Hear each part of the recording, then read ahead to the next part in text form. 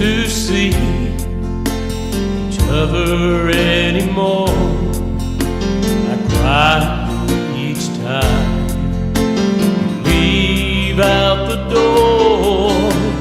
No one is loved here as much as you, because I'm your daddy through and through. You can always count on me when troubles get you down. Just because I'm not there doesn't mean I can't be found. You're always in my heart, even though we're not together. But I will be your daddy forever.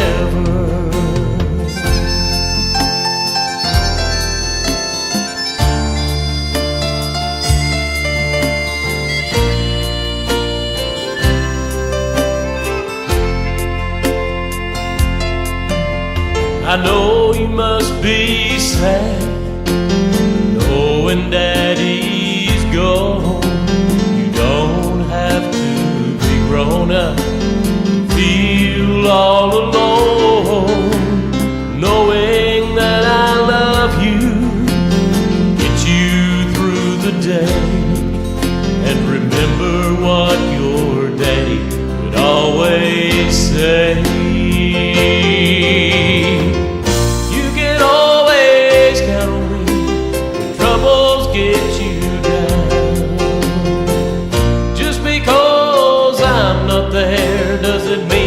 Can't be found. You're always in my heart, even though we're not together. But I will be your daddy forever.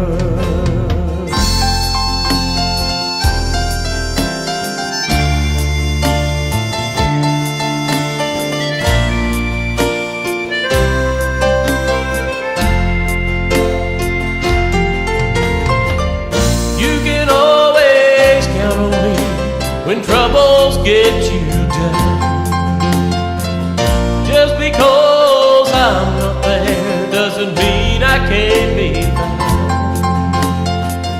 You're always in my heart, even though we're not together. But I will be your daddy forever.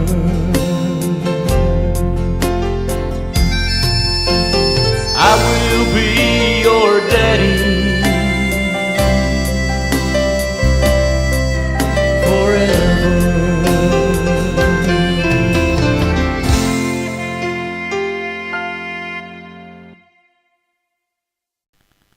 I have on Connie's Country Gospel Corner a very interesting and dedicated man from Dolph, Arkansas. He has an interesting story to relate to you about his life spent in evangelism. I want to welcome to the program here today Steven Neal from Steven Neal's Ministries. Welcome to the program, Steve, and I'd like to begin by asking you what it is that you really do. Yeah, I'm a full-time evangelist, and I travel and preach revivals anywhere that, I have an invitation to. I preach in all different churches, any denomination, non-denominational churches, wherever they ask me, and then in the last 4.5 years, I've gotten into missions work. Mm-hmm. And I was 51 before I went on my first trip. And so I've done 4 trips and got a trip planned now in the works for Haiti in April. Okay. So, it's not too far down the road here, is it? No. Mm-hmm. No, it's a little bit closer. That's a little bit closer than, I've been to India twice. Mm-hmm. And that's the farthest trip. It's almost halfway around the world. Mm-hmm. And just loved India. I would go back again, but they have denied my visa to go. And so, it's hard to spend $250, $300 just for them to tell you no, and they keep your money. Well, that's true. And but I would go in a minute. If I had a visa to be able to go. Mm-hmm. Most countries you go into, to, they give you a visa when you get there, usually like a 90-day or something like that. And but that's a long trip. I mean, the last time from where I started at took me 10 hours to get to the airport, and altogether it was 42 hours before I landed in Fayetteville, Arkansas, which is still another 3.5 hours from where I leave. I had to drive on home. So it can be a long trip, but to Haiti it won't be that bad. And Nicaragua, we've been there twice. That's not bad trips, you know, and we're still in the same time zone usually, unless our time is, you know, we went to the winter time and time back. So yeah. Now, how long do you usually stay then when you go? it just depends. It depends. My first trip that I went on, of course, they really broke me in good.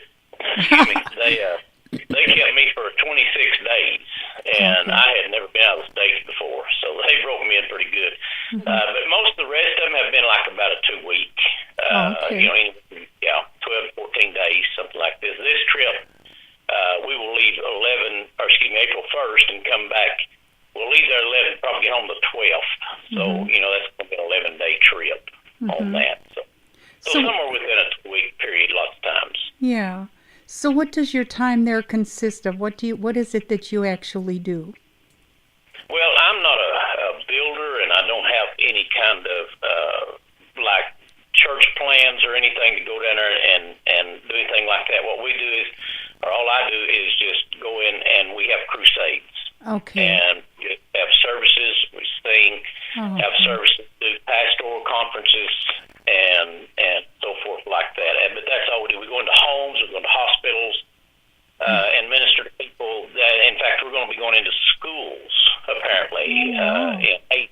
Yeah, we've never done that anywhere else. You know, going to orphanages. Been a lot of orphanages to minister at, especially like in India and Bulgaria. Bulgaria had an orphanage that just a little girl just broke my heart. She, you know, her arms and legs were deformed, I guess you might say, but she seemed like she was so happy. You know, I couldn't let go of her the whole time. But you absolutely. You know. I can just picture that. That's just unbelievably awesome. Now you say we. Are you talking about a group of people that go with you, or is it somebody? Well, this time, and the last trip I went on to Nicaragua, I took 2 other men with me, and this trip I'm taking 2 other men with me. And one trip I went alone, and the first trip I went with another group. I wasn't over the group or anything. And like I said, they broke me in, you know, and so I went with them, and then the rest of them I headed up myself. And I didn't know if I would take anybody this trip, but it just worked out to where a couple people were able to go. So that worked out real good. Yes. Well, I'm sure you have to be kind of excited about this trip then, I'm sure. Oh, yeah. It's been 2 years since I've been on a trip. Yeah. And I've had situations I've kept my grandkids and helped with them for over a year, and then just other things trying to get around. I really thought I'd go in the last fall, and it just didn't work out. And then I had a trip planned to Paraguay in January, and that didn't work out. And so this one here, though, seems to be working out a lot better. We're waiting for one man to get his passport back. He's supposed to get it this Monday, and so when we do, we'll sit down, order our tickets, and get everything lined up. Once we get that done, once you get your tickets done, then you know you're going, unless, you know, emergency or something. Yeah. You know. Understandably, yeah. Now, Roger is the one that told me, Roger from Push Mountain Publishing. You also have programs and things that you do right here in the States to reach out to people. All I have is, I mean, like I said, I'm just an evangelist. I go and do services, you know, people. Don't have any kind of special programs or anything like that. You know, just go and minister to people and, you know, whatever they need. And any place that opens doors, you know, is where I go to. And I do that full time here also. Well, when I went to your Facebook page, I mean, I saw your car all loaded down with items that you were going to be taking to people. What was that all about? Well, now that was for this man that went to Paraguay that I've gotten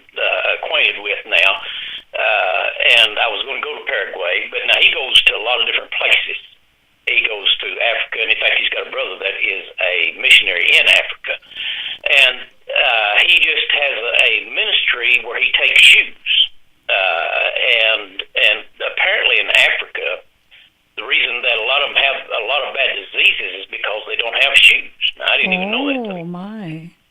And so he gathered shoes, and the first time I met with him about going to Paraguay, I went into his church. He pastors a church in Searcy, Arkansas. Yeah.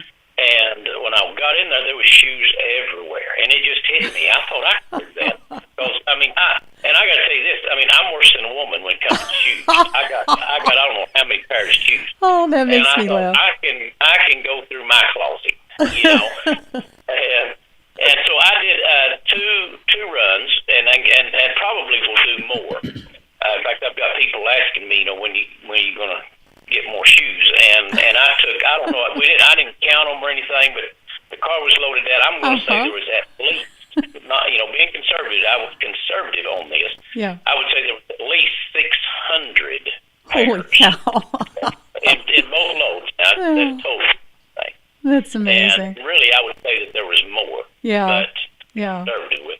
Yeah. And people I went to churches, like I said, I go to these different churches, and I told them, and I might have had a date that I was fixing to be going preaching there, and I said, by then, if you can have them ready, then, and they just jumped on board and just, yeah. brought shoes from everywhere. That is so cool. Some of them to Paraguay, too. Yeah. Well, not all of them went to Africa, but some of them went to Paraguay, too. So. Yeah. So they just find people there that are in need of shoes. Yeah, well, it's a big need. A very big need, apparently, yeah. And I don't think it's too hard to find anybody. I think they just come and, when they hear their shoes given away, they come from all over, Isn't that something? Well, who would ever think? But, we're so blessed here in America. We don't even think about people like that who have such serious needs, something like that. No. So. No, you don't. That's the amazing part of it. You come back to the States, and it's just like, it's a whole different world in those other places. I'm sure. You go back in time 75 years or more, and people still on horseback and horse and buggy, and walking. In Nicaragua, I think there's like 6.5 million or 6 million people, and only 10% have a license to drive. Yes. So you don't have a lot of accessibility like we do. We are so blessed. We got everything we need. I know. We got everything we want is the deal. We got everything we want more than what we need. Well, now, do you have a website or anywhere people can kind of keep in touch with it, what you do, or? No, I don't have a website anymore. I actually have a Facebook page called Steven Neal Ministries. Okay. And it's on my Facebook page, and they can go to it. And I usually try to keep up stuff there, different services and so forth. And that really seems to work better than a web page for me. Yeah.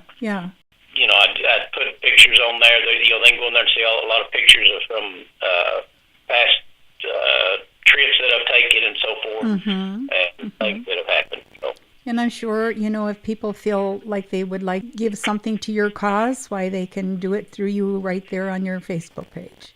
Well, I can give them the contact information, and I do have a 501c3, so whoever does get a receipt at the end of the year. So it's all legit, so anything you give, like I said, is tax deductible. Yeah. Now, Steve, have you been doing this a long time? Have you been involved in ministry like this for a long time? Well, I started when I was 18 years old, and I'm 55 years old now. So. How about that? The music has obviously been a big part of your life. Oh, yes. And, I grew up in a home that, was musically inclined. We sang, and I grew up in a church that really sang too, and involved with that, and that's where it all, and I've always, of course I can't play a guitar very well, but I've always played and sang all the way until you went into the ministry, and then it was a big part of the ministry too, and has always been. At the beginning of the program today, we heard a song that Steve had written and recorded called I'll Be Your Daddy Forever. I loved every word in that song. And no matter what happens in life, we will always be connected to our family and those that we love. And sometimes that word has to be expressed in a special way. This song expresses it quite clearly. But next, we have another special song, one that tells us that if we have to be away from the one that we love, that all we have to do is take a look up out into the sky, and if we can both see the moon, we aren't really far apart.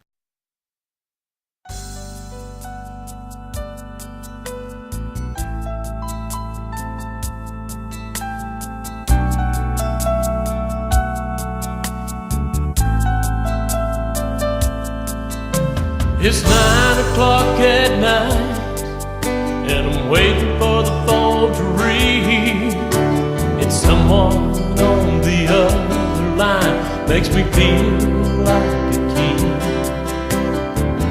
2,000 miles between us when we talk. For us to see each other, we'd have to do more than one. So we look up at the moon in the sky, and it makes us feel like we're side by side. We can both see the moon from the places where we stand. I can see what you're looking at, though I can't touch your hand. I miss you, darling, and I hope to see you soon. But remember, we're not that far apart. We can both see the moon.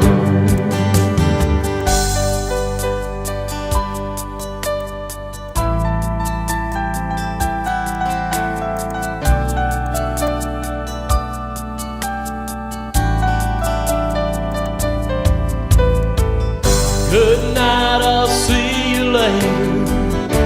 I love you too.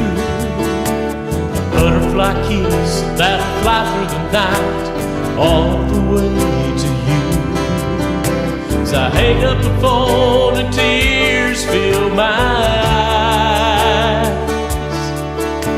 I have the thought that makes me realize. When I look up at the sky and think of you, then I know that you are looking up there too. We can both see the moon from the places where we stand. I can see what you're looking at, though I can't touch your head. I miss you, darling, and I hope to see you soon. But remember, we're not that far apart. We can both see the moon. Can both see the moon from the places where we stand. And I can see what you're looking at, though I can't touch your head. I miss you, darling, and I hope to see you soon. But remember, we're not that far apart. We can both see the moon.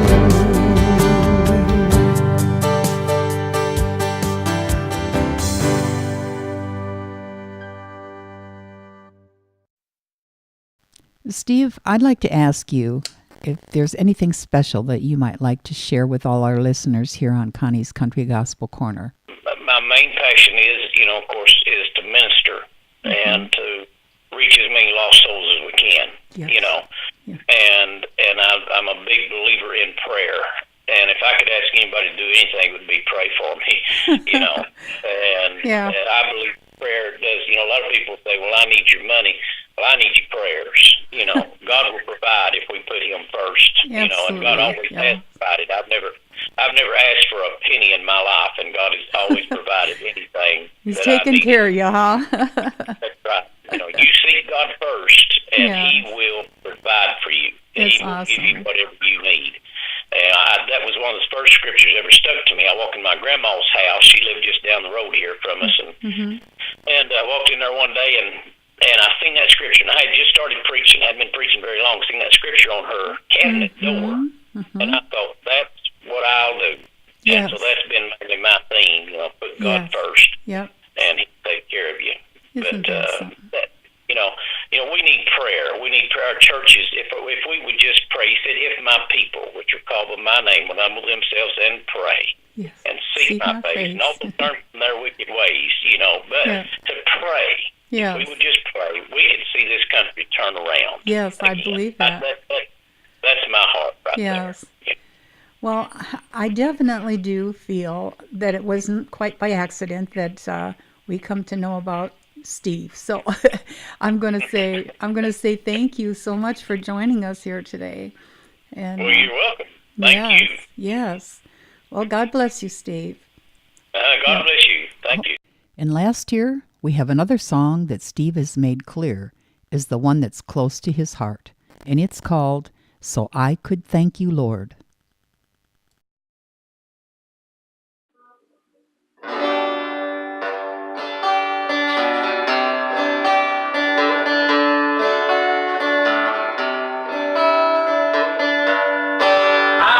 Thank you, Lord, for all you have given me.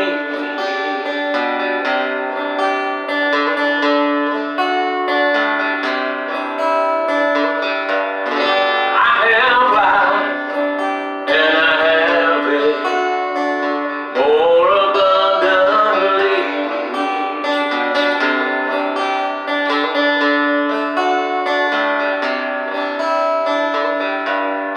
I want to praise you, Lord, for the gift of your precious Son.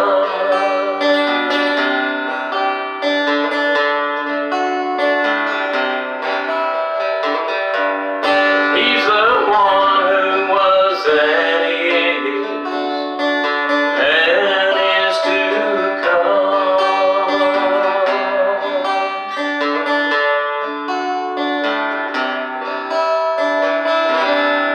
Now my heart is filled with praise for you,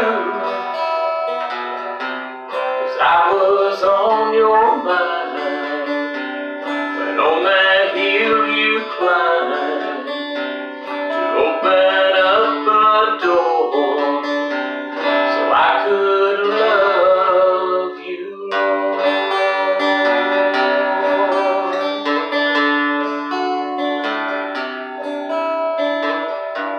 Before I knew who you were,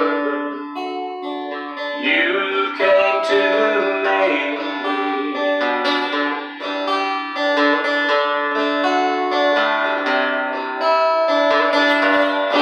You were there when I came to you on bended knee.